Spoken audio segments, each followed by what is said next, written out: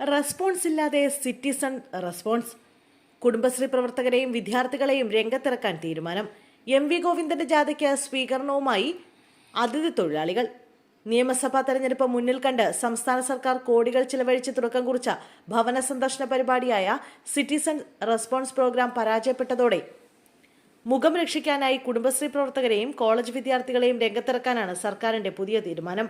എല്ലാ തദ്ദേശ ഭരണ വാർഡുകളിലും ഭവന സന്ദർശനം നടത്തി മുഖ്യമന്ത്രിയുടെ കത്തും മറ്റു പ്രചരണ സാമഗ്രികളും വിതരണം ചെയ്യാൻ 2 പ്രവർത്തകരെ വിട്ടു നൽകണമെന്ന് കുടുംബശ്രീ എക്സിക്യൂട്ടീവ് ഡയറക്ടർ ജില്ലാ മിഷൻ കോർഡിനേറ്റർമാർക്ക് നിർദ്ദേശം നൽകിയിരിക്കുകയാണ്.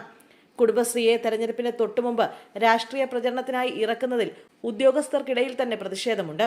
കോളേജുകളിൽ നിന്ന് നാഷണൽ സർവീസ് സ്കീം വോളണ്ടിയർമാരെയാണ് വീടുകളിൽ പോകാനായി നിയോഗിക്കുന്നത്. ലോക ചരിത്രത്തിൽ ആദ്യമായി ഒരു സർക്കാർ ജനങ്ങളിലേക്കെത്തി അവരുടെ അഭിപ്രായങ്ങൾ കേട്ടും വികസന ചർച്ചകളിൽ പങ്കെടുപ്പിച്ചും നയരൂപീകരണത്തിന്റെ അവിഭാജ്യ ഘടകമാക്കുന്ന ബൃഹത് പരിപാടി എന്ന രീതിയിലാണ് സിറ്റിസൺ റെസ്പോൺസ് പ്രോഗ്രാം ആസൂത്രണം ചെയ്തിരിക്കുന്നത്.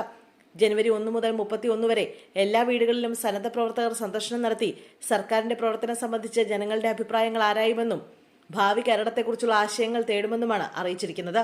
സർക്കാർ ചെലവിലുള്ള LDFന്റെ തെരഞ്ഞെടുപ്പ് ക്യാമ്പയിനാണ് ഫലത്തിൽ ലക്ഷ്യമിട്ടിരിക്കുന്നത്.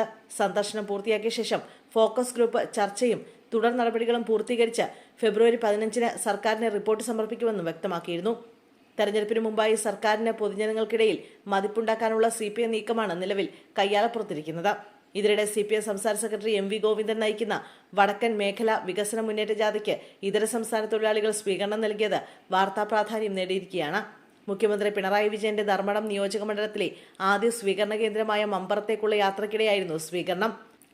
പശ്ചിമ ബംഗാളിൽ നിന്നുള്ള 200ഓളം നിർമ്മാണ തൊഴിലാളികളാണ് CPM സംസ്ഥാന സെക്രട്ടറിയുടെ ജാഥയെ സ്വീകരിക്കാനെത്തിയത്. കണ്ണൂർ ജില്ലയിലെ ജാഥയുടെ അവസാന ദിവസമാണ് കൗതുകകരമായ സ്വീകരണം ഉണ്ടായത്. വികസന മുന്നേറ്റ ജാഥയ്ക്ക് അതിഥി തൊഴിലാളികളുടെ ആശംസകൾ എന്ന് ഹിന്ദി ഭാഷയിലെഴുതിയ ബാനറേന്തി LDF സിന്ദാബാദ് എന്ന തൊണ്ടപൊട്ടി മുദ്രാവാക്യം വിളിച്ചാണ് തൊഴിലാളികൾ ജാഥയെ വരവേറ്റത്. ജാഥ ക്യാപ്റ്റനായ MV ഗോവിന്ദനെ അതിഥി തൊഴിലാളികൾ ചുവന്ന ഷാളണിയിച്ച് സ്വീകരിച്ചു. സ്വീകരണത്തിന്റെ വീഡിയോ ഇതിനകം വൈറലായി.